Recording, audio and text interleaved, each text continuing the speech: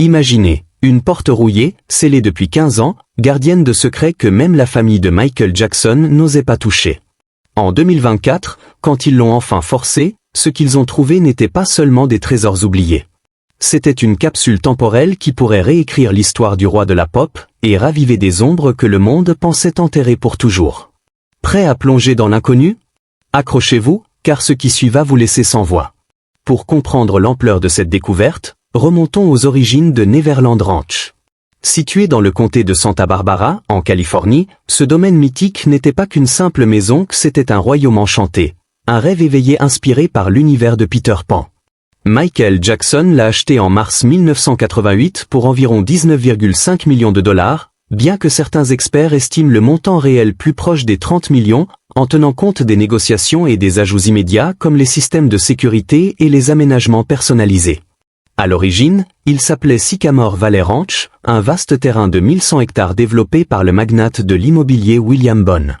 Ce dernier avait fait construire la maison principale en 1982, un manoir de style normand français de 1200 mètres carrés, entouré de jardins formels soigneusement taillés, d'un lac artificiel de plus de 1,5 hectare avec une cascade spectaculaire, et d'aménagements paysagers évoquant un manoir de campagne anglais digne d'un roman de Jane Austen. Mais quand Michael Jackson en a pris possession, il a transformé ce domaine en quelque chose d'unique. Fasciné par l'idée d'une enfance éternelle, il l'a rebaptisé Neverland ou le pays imaginaire de Peter Pan, et en a fait un paradis personnel, une sorte de Disneyland privé. Il a dépensé des millions pour y installer des manèges de fêtes foraines importés d'Europe, comme un carrousel orné de dorures et un train miniature qui serpentait à travers les collines verdoyantes. Il a créé un zoo privé abritant des animaux exotiques, des éléphants, des girafes, des tigres, des orang-outans, et même un python nommé Madonna, selon les anecdotes de l'époque. Le Neverland Valley Railroad, un réseau ferroviaire complet, était une attraction phare, une locomotive à vapeur nommée Catherine, en hommage à sa mère, Catherine Jackson, tractait des wagons colorés sur 2 circuits traversant la propriété. Les invités pouvaient s'émerveiller devant des paysages féeriques, des fontaines illuminées, et des statues de personnages de contes. Neverland était bien plus qu'une résidence, c'était une bulle où Michael échappait à la pression écrasante de la célébrité. Il y a fait construire une salle de cinéma de 50 places avec des sièges en velours rouge en forme de trône, un studio de danse équipé de miroirs professionnels, des salles de jeux remplies d'arcades dernier cri, de flippers et de jouets high-tech, ainsi que des pavillons pour accueillir des invités. Jackson y recevait souvent des enfants et leurs familles, souvent issus de milieux défavorisés ou atteints de maladies graves, dans le cadre de son engagement philanthropique. Des stars comme Elizabeth Taylor ou Macaulay Culkin y séjournaient, et c'est là que Michael a célébré son mariage avec Lisa Marie Presley en 1994, un moment médiatisé qui a renforcé l'aura mystique du lieu. En 1993, Oprah Winfrey y a réalisé une interview historique, diffusée en direct devant 90 millions de téléspectateurs, où Michael dévoilait son univers avec une vulnérabilité rare, décrivant Neverland comme un endroit où je peux être moi-même. Pourtant, derrière cette façade féerique, Neverland cachait une autre facette. Michael, obsédé par la confidentialité, avait fait installer des systèmes de sécurité sophistiqués, caméras cachées dans les arbres, gardes armés patrouillant 24 juillet. Selon des rumeurs persistantes, des tunnels souterrains reliant certaines parties du domaine. Ces mesures reflétaient son besoin de se protéger d'un monde extérieur souvent hostile, des paparazzis aux fans obsessionnels. Comme il l'a confié dans une interview de 1993, Neverland est mon sanctuaire, loin du chaos qui me juge. Mais ce sanctuaire allait bientôt être ébranlé. Tout a basculé en 2003. Neverland, ce havre de paix, est devenu le centre d'une tempête médiatique et judiciaire. Suite à des accusations d'abus sur mineurs portées par Gavin Arvizo, une perquisition spectaculaire a été menée par les autorités. Plus de 70 policiers ont envahi le domaine le 18 novembre 2003, fouillant chaque recoin pendant 14 heures, saisissant des ordinateurs, des photos, des vidéos et des documents personnels. Le lieu, autrefois synonyme de magie, fut soudain plongé dans l'ombre.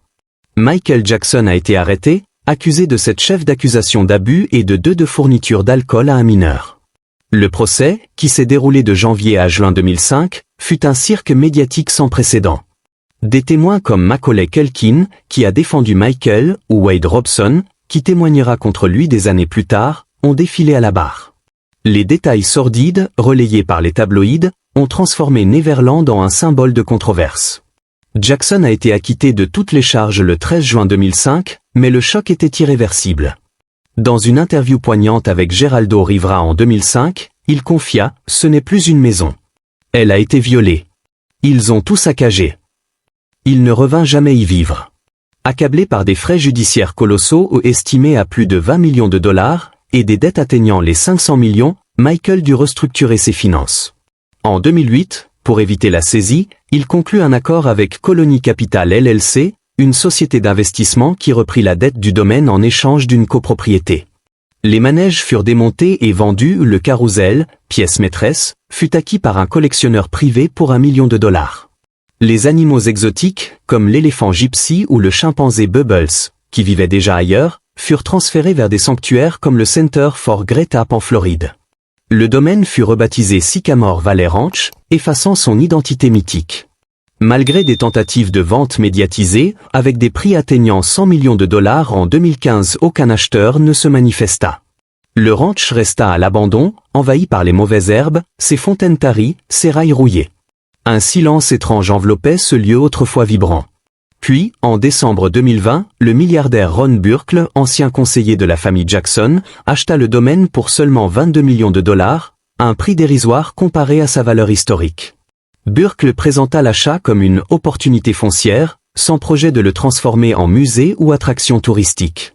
Depuis, des efforts de restauration limités ont été entrepris. Réparation des toitures, entretien des jardins, remise en état de la maison principale. Mais en 2024, pour les besoins du biopic Michael, des éléments emblématiques comme la gare du Neverland Valley Railroad et le carrousel ont été reconstruits temporairement, ravivant l'intérêt du public. Aujourd'hui, en 2025, Neverland reste une propriété privée, ni ouverte au public ni totalement abandonnée. Un symbole controversé de l'héritage américain, mêlant génie artistique et ombre persistante. C'est dans ce contexte de renaissance partielle que survient la découverte choc de 2024. Lors d'un audit successoral approfondi, ordonné début 2024 par la famille Jackson pour clarifier les actifs de la succession, une structure longtemps ignorée fut inscrite à l'inventaire. Un garage renforcé, dissimulé derrière la résidence principale de Neverland. Ce garage était resté scellé depuis la mort de Michael Jackson le 25 juin 2009. Fait remarquable, même les membres proches de la famille, y compris Catherine et les enfants de Michael, et le personnel du domaine n'y avaient jamais mis les pieds. Construit avec une porte en alliage robuste, un mélange d'acier et de titane, selon des sources techniques et équipé d'un système de verrouillage biométrique obsolète, il résistait à toute tentative d'accès conventionnel. Des techniciens spécialisés, des serruriers et des experts en sécurité furent convoqués pour forcer l'entrée. Après plusieurs heures de travail, utilisant des outils de pointe et des scanners thermiques, la porte céda enfin, révélant un espace préservé comme par magie pendant près de 15 ans. L'intérieur était immaculé, sans trace de poussière ni de dégradation. Ce n'était pas un simple garage, c'était un coffre-fort personnel, une capsule temporelle méticuleusement entretenue, comme si Michael l'avait quitté la veille. À l'intérieur, une collection de véhicules rares et de luxe, tous en parfait état, pneus gonflés, chromes étincelants. Une Rolls-Royce Corniche turquoise de 1985, un modèle rare produit à seulement 891 exemplaires, contenait une cassette de She's Out of My Life encore dans le lecteur, une chanson que Michael disait lui arracher des larmes à chaque enregistrement. La boîte à gants renfermait des notes pliées, écrites de sa main, avec des bribes de poèmes et des pensées fugaces. Une Rolls-Royce Phantom 6 noir mat, sans vitres arrière, était équipée d'écrans internes haute définition et d'une insonorisation si poussée qu'aucun son extérieur ne pouvait pénétrer, un véhicule conçu pour des réunions mobiles ultra confidentielles, peut-être pour échapper aux regards indiscrets des paparazzi. Une Cadillac Fleetwood de 1954, avec ses courbes élégantes et son chrome rutilant, rendait hommage à l'Hollywood classique que Michael admirait, lui qui collectionnait des souvenirs de stars comme Marilyn Monroe. Et un fourgon Ford Econoline beige de 1993, banal à l'extérieur, se révélait être un studio créatif mobile, murs en velours bleu nuit, plafond en miroir, fauteuil en cuir inclinable, écrans intégrés, et une console Super Nintendo encore fonctionnelle, avec une cartouche de Sonic the Hedgehog insérée. Mais les véhicules n'étaient que la partie émergée de l'iceberg. Des caisses scellées, marquées du sceau doré de MJJ Productions ou la société de divertissement de Jackson, dissoute après sa mort, contenaient des trésors uniques. Parmi eux, des paroles manuscrites de chansons inédites, dont une intitulée Lost in Time, avec des annotations sur des accords et des mélodies. Des démos sur cassette DAT, étiquetées à la main, laissaient entendre des fragments de voix et de rythmes jamais publiés. Des plans de scène pour une tournée mondiale avortée, avec des croquis de costumes futuristes et des effets pyrotechniques. Des correspondances confidentielles, certaines adressées à des collaborateurs comme Quincy Jones, révélaient des tensions créatives et des visions ambitieuses pour des projets cinématographiques jamais réalisés. Un carnet en cuir noir, usé par le temps, contenait des ébauches de contes pour enfants, des croquis de personnages fantastiques dont un lapin parlant nommé Monsieur Whisker et des idées pour une série animée inspirée de Neverland, un projet que Michael caressait depuis les années 1990. Julian S. Auction, célèbre pour ses ventes aux enchères de mémorabilia de célébrités, annonça un catalogue de plus de 2000 objets issus de la succession Jackson. Parmi eux, le gant à paillettes de Billy Jean, porté lors du Motown 25 en 1983, des costumes de la tournée Bad avec leurs épaulettes iconiques, et même les portails d'entrée originaux de Neverland, ornés de motifs baroques. Une partie des bénéfices devait être reversée à Musicart et à des organisations soutenant les musiciens en difficulté. Mais certains objets du garage, parmi les plus intrigants, étaient absents de la liste. Cette omission déclencha une vague de spéculation parmi les fans, les journalistes et les collectionneurs. Était-il retenu pour protéger l'héritage de Jackson? Ou contenait-il des informations susceptibles de raviver les controverses? Des sources anonymes proches de l'inventaire penchaient pour cette dernière hypothèse. Plusieurs caisses contenaient des documents sensibles, des contrats d'assurance pour des tournées annulées, des régimes médicaux détaillant les traitements de Michael dans les années 2000, des plans de sécurité du domaine avec des annotations sur les points d'entrée vulnérables. Plus troublant encore, des lettres personnelles adressées à des amis spéciaux des enfants ayant séjourné à Neverland, accompagnaient des dessins colorés et des photos dédicacées. Ces documents, bien que non incriminants, révélaient des liens affectifs intenses, parfois difficiles à interpréter dans le contexte des accusations passées. Les représentants de la succession ont confirmé que certains articles, enregistrements audio, brouillons de concept de tournée, documents internes de MJJ, ne seraient pas rendus publics dans un avenir proche. Un conseiller du domaine déclara « Ce qu'on garde, ce n'est pas pour l'argent. C'est pour raconter la bonne histoire. Michael mérite que son art soit au centre, pas les rumeurs. » La découverte la plus troublante fut une série de plans architecturaux retrouvés parmi les caisses. Ces documents détaillaient la résidence principale, en particulier l'aile privée de Jackson.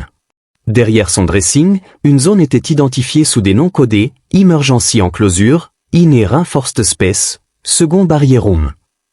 Les notes techniques décrivaient des murs renforcés en acier, des matériaux ignifuges, un système de verrouillage manuel uniquement accessible de l'intérieur, une ventilation autonome, une ligne téléphonique directe, et un bouton d'urgence relié à l'équipe de sécurité. Une panic room, dont l'existence alimentait les rumeurs depuis des décennies, murmurée par d'anciens employés et évoquée dans des tabloïds. Des témoignages d'anciens employés, recueillis par des journalistes comme Diane Dimon dans les années 2000, décrivaient une chambre cachée accessible via un panneau dissimulé dans le placard en cèdre de Jackson. Équipée de verrous internes, d'une barre de sécurité coulissante et d'un tableau de commande, elle ne pouvait être ouverte de l'extérieur, même avec des clés maîtresses. Pour certains, cette pièce était une précaution logique. La célébrité de Jackson attirait des fans obsessionnels, des harceleurs, et plusieurs incidents comme une intrusion en 1992 avaient justifié un renforcement de la sécurité dès les années 1990. Les panic rooms étaient alors à la mode parmi les élites, et Jackson, avec sa fortune estimée à $1 milliard à son apogée, avait les moyens d'en construire une de niveau militaire. Mais les plans révélaient des détails inquiétants, une isolation acoustique extrême, des couloirs dissimulés, des panneaux anti-bruit reliés à d'autres parties de la maison, notamment les chambres et salles de jeu destinées aux enfants invités. Ces éléments rappelaient des descriptions du documentaire Leaving Neverland de 2019, où Wade Robson et James Safechuck accusaient Jackson d'abus dans des espaces cachés du ranch. Safechuck mentionnait une chambre secrète au-dessus de l'arcade et un système de cloches pour signaler l'approche de visiteurs. Les plans semblaient confirmer ces détails, avec des capteurs de mouvement indépendants et des murs plus épais que nécessaire, conçus pour absorber tout son. Bien que ces éléments ne constituent pas une preuve de culpabilité, leur présence, dans le contexte des accusations, était troublante. Au sein de la succession Jackson, la découverte provoqua des tensions. Certains responsables soutenaient que la pièce servait uniquement à protéger Michael, une précaution compréhensible pour une icône mondiale constamment traquée. D'autres, plus discrètement, admettaient que l'image renvoyée était problématique, surtout combinée aux lettres et photos personnelles. Les experts médico-légaux ayant examiné les matériaux n'ont pas qualifié la pièce de preuve d'acte répréhensible, mais son secret, son emplacement et le moment de sa construction, peu après les premières allégations en 1993, ajoutaient une dimension sombre à l'histoire de Neverland. Pour certains, cette pièce symbolisait l'isolement et la paranoïa d'un homme vivant sous une pression constante, harcelé par les médias et les fans. Pour d'autres, elle renforçait l'idée que Neverland était un sanctuaire conçu pour cacher autant que fasciner. Ce qui est certain, c'est que cette découverte a ravivé des questions que le monde pensait avoir laissées derrière lui. Les plans, scellés avec les effets personnels de Jackson, sont devenus un nouveau morceau du puzzle complexe de son héritage, génie, fantaisie, énigme, et ombre persistante des allégations. La réouverture du garage coïncidait avec un événement majeur, la production du biopic Michael, le premier film autorisé sur la vie de Jackson. Réalisé par Antoine Fuqua et produit par Graham King, connu pour le succès de Bohemian Rhapsody, le film promettait une fresque grandiose retraçant l'ascension, les combats et l'héritage de la star. Le choix du rôle principal renforça l'impact émotionnel. Jafar Jackson, neveu de Michael, âgé de 27 ans, fut choisi pour l'incarner. Selon la famille, Jafar ne se contentait pas de ressembler à son oncle, il avait passé des années à étudier ses mouvements, sa voix, son essence. Un technicien confia lors des répétitions, il n'imite pas Michael. Il l'habite. Pour recréer l'univers de Jackson, l'équipe du film décida de retourner à Neverland. Bien que le domaine ait été négligé depuis 2005, les équipes de production reconstruisirent des éléments emblématiques. Le petit train avec ses wagons peints, le carrousel aux lumières scintillantes, le chapiteau de cirque et certaines zones du parc d'attractions. Certaines structures furent recréées à partir des plans originaux de MJJ Productions, retrouvés dans les archives de la famille, tandis que d'autres furent restaurées grâce à des vidéos d'archives et à l'aide des proches de Michael, comme sa sœur Janet, qui a conseillé l'équipe sur l'esthétique du ranch. Cette renaissance attira une attention frénétique, d'autant plus que l'ouverture du garage survenait juste avant. Le timing alimenta les spéculations. Était-ce une stratégie pour attiser l'intérêt autour du film ? Ou une tentative de réécrire l'héritage de Jackson, en mettant l'accent sur son génie créatif plutôt que sur les scandales ? Aucune déclaration officielle ne lia directement le garage au biopic, mais des sources proches de la production évoquaient une synergie. Certains véhicules du garage, comme la Rolls-Royce turquoise, furent photographiés pour inspirer les décors, et des objets comme les carnets de croquis influencèrent l'ambiance visuelle du film. Cette convergence ou la redécouverte du sanctuaire privé de Michael et la résurrection cinématographique de son personnage marqua un tournant dans la manière de raconter son histoire. Le biopic, prévu pour 2025, promet de montrer un Michael complexe, un artiste visionnaire, mais aussi un homme brisé par la célébrité, cherchant refuge dans un monde qu'il avait bâti de toutes pièces. Ce qui avait commencé comme un simple audit est devenu une plongée dans un monde figé dans le secret depuis plus d'une décennie. Derrière cette porte rouillée, il n'y avait pas seulement des voitures de luxe ou des souvenirs oubliés, mais une capsule temporelle d'un homme qui vivait à la fois sous les projecteurs et dans l'ombre. Les objets trouvés ou des cassettes aux paroles inédites, des lettres au plan d'une pièce secrète, racontent une histoire à la fois fascinante et troublante. Ils rappellent pourquoi Michael Jackson reste une énigme, un génie dont la musique a uni le monde, mais dont la vie personnelle divise encore. Maintenant que la porte est ouverte, que faire de ce qu'elle contenait ? Faut-il tout révéler pour comprendre l'homme derrière le mythe ? Ou laisser certains secrets reposer en paix pour préserver sa légende ? Partagez vos réflexions dans les commentaires, n'oubliez pas de laisser le petit pouce en l'air si cette histoire vous a surpris, et abonnez-vous pour ne rien manquer des prochaines révélations sur Michael Jackson et l'énigme de Neverland.